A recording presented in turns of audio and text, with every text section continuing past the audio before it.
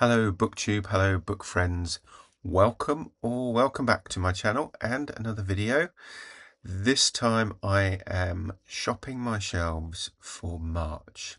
So looking at what I've got on my shelves that I haven't read that I might read in March. Now, March is a tricky month for me in terms of books because my birthday is in March, and as I think I've said on the channel before, it's highly likely that someone will buy me a book.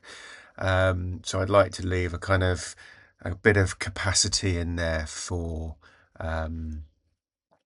unexpected books, or expected unexpected books, perhaps is a better description.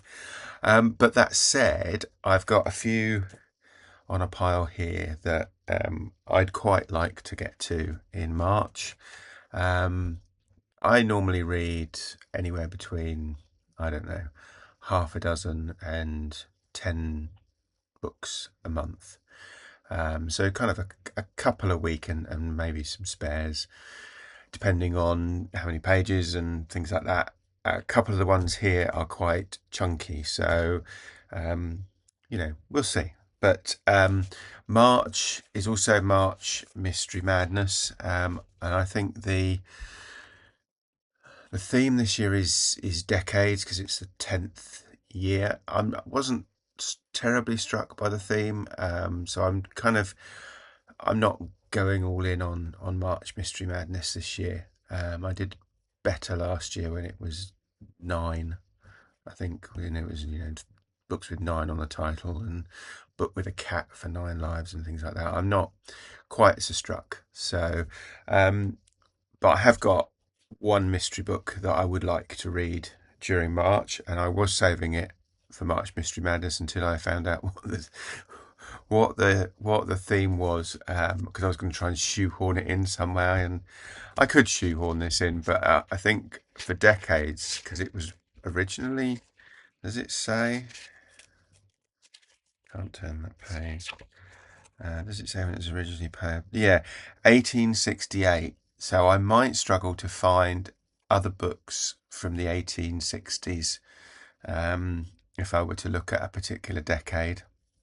But it is perhaps better known as one of the sort of first mystery books that was ever published, and it's the Moonstone by Wilkie Collins. So I picked this up. I think I picked this up as part of my bookstore challenge a couple of months ago. So yeah, I haven't read it yet. So I would like to get to that. Another book that I picked up at the same time as part of the bookstore challenge was A Kestrel for a Knave by Barry Hines.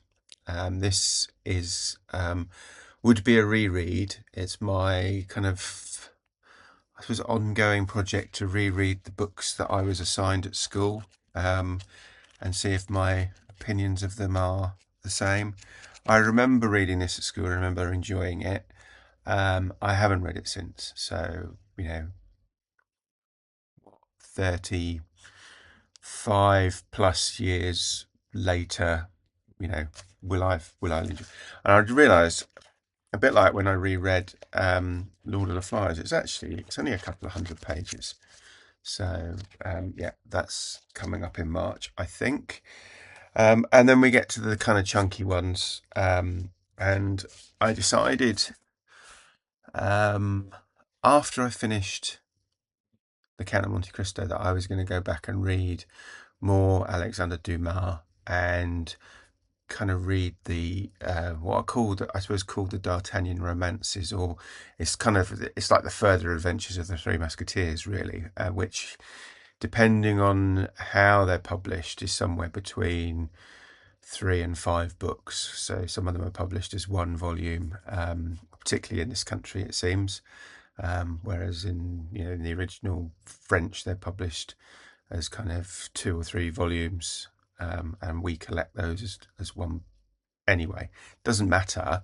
But the next book up in the series is 20 years after. So I've got that, picked that up. Can't remember when I picked it up. Probably when I decided that's what I was going to do. So I think I'll buy them or get them out of the library as and when I finish one, I'll look for the next and so on. So yeah, that I would like to read that in March. I was planning to read it this month, and I just haven't got to it. So I'm kicking it into March. I might start it before the end of February, but it'll take me into March. It's I was just going to have a look. It's over 800 pages, but I think that's including all the kind of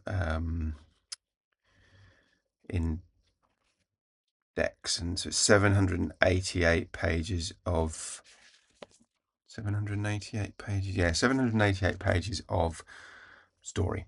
So it doesn't quite count as a mammoth because I think it's got to be over 800 for a mammoth, but it's close enough. And then the other one, which is not quite as big. I thought it was bigger. So if we go back, it's gonna be 400 and something, 500 and no,